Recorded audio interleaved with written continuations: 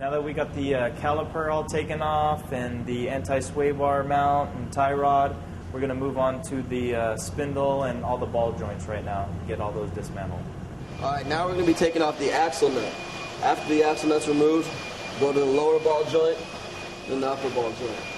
Just like you did with the tie rod nut, you're going to, after you take off the nut, you're going to hit the spindle to loosen the ball joint.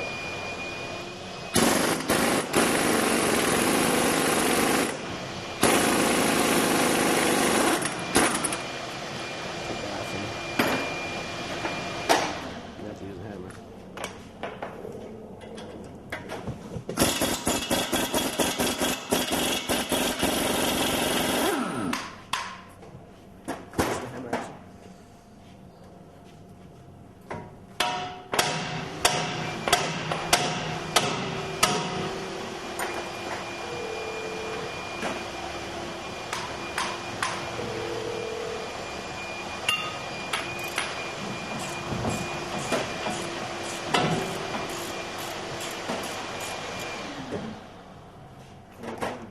Now I'm removing the upper ball joint off of the spindle.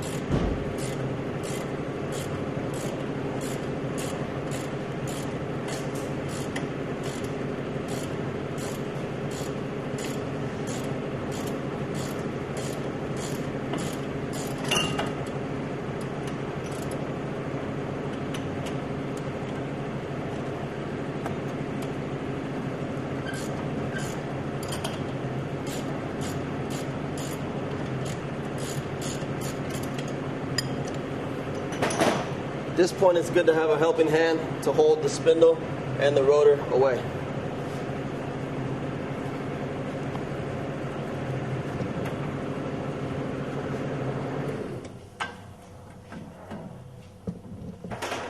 Once everything's unbolted, lift up a control arm away. You will now turn it out.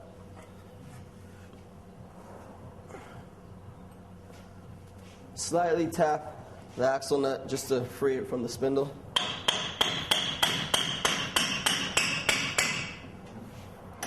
And slide off the spindle and rotor, like so.